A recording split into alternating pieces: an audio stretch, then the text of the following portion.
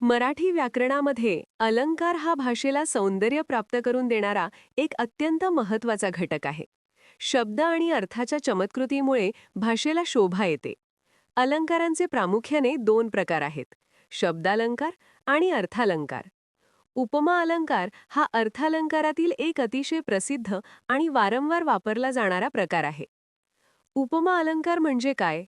जेव्हा दोन भिन्न वस्तूंमधील किंवा कृतींमधील सारखेपणा दाखवून त्यांच्यामध्ये तुलना केली जाते, तेव्हा तिथे उपमा अलंकार होतो. या अलंकारात सम, समान, गत, परी, सारखा, वाणी, जैसे, तैसे, सदृश यांसारख्या साम्यवाचक शब्दांचा वापर केला जातो. उपमा अलंकाराची मुख्य तत्वे. उपमा अलंकाराचा नेमका अर्थ समजण्यासाठी त्यातील 4 प्रमुख तत्वे समजून घेणे आवश्यक आहेत. उपमेय, ज्या वस्तूची तुलना करायची आहे ती वस्तू. ज्याला उपमा द्यायची आहे ते. उपमान, ज्याची उपमा द्यायची आहे ते. समान धर्म किंवा साधर्म्य, दोन्ही वस्तूंमधील साम्य दाखवणारा गुण किंवा क्रिया. साम्यवाचक शब्द, साम्य दाखवण्यासाठी वापरले जाणारे शब्द. सम, सारखा, गत, परी इत्यादी. उपमा अलंकाराची उदाहरणे. चला, काही सोप्या उदाहरणांद्वारे हा अलंकार अधिक स्पष्टपणे समजून घेऊया. उदाहरण 1.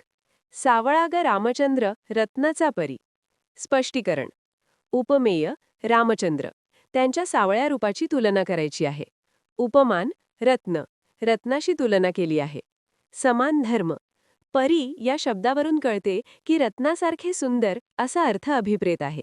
इथे सौंदर्य किंवा तेज हा समान धर्म आहे. साम्यवाचक शब्द. परी, रामचंद्र रत्नासारखे तेजोपुंज किंवा सुंदर आहेत असे सांगण्यासाठी इथे रत्न या उपमानाचा वापर केला आहे. त्यांच्यातील साम्य परी या शब्दाने दाखवले आहे, म्हणून इथे उपमा अलंकार आहे. उदाहरण 2. तिचे मुख चंद्रासारखे सुंदर आहे. स्पष्टीकरण. उपमेय मुख, चेहरा. उपमान चंद्र. समान धर्म, सुंदर. दोघांमधील सामान्य गुण सौंदर्य आहे आणि तो सांगण्यासाठी सारखे हा शब्द वापरला आहे. त्यामुळे हे उपमा अलंकाराचे स्पष्ट उदाहरण आहे. उपमा अलंकाराची वैशिष्ट्ये. स्पष्ट तुलना. या अलंकारात तुलना उघडपणे आणि स्पष्ट शब्दांत केलेली असते. साम्यवाचक शब्दांचा वापर. सम, सारखा, परी यांसारखे शब्द या अलंकाराची ओळख पटवून देतात. काव्यात्मकता. उपमा अलंकारामुळे काव्याला सौंदर्य आणि अर्थाची व्यापकता प्राप्त होते. कवितेची ओळ अधिक प्रभावी होते. काव्यातील सामान्यता. मराठी कवितेत आणि गद्यातही उपमा अलंकार मोठ्या प्रमाणात आढळतो. सारांश. उपमा अलंकार हा मराठी साहित्याला समृद्ध करणारा एक महत्त्वाचा अलंकार आहे.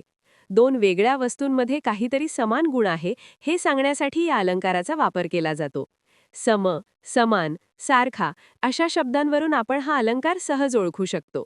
काव्यात सौंदर्य भरण्यासाठी आणि कवीच्या कल्पनेला आकार देण्यासाठी उपमा अलंकार अत्यंत उपयुक्त ठरतो.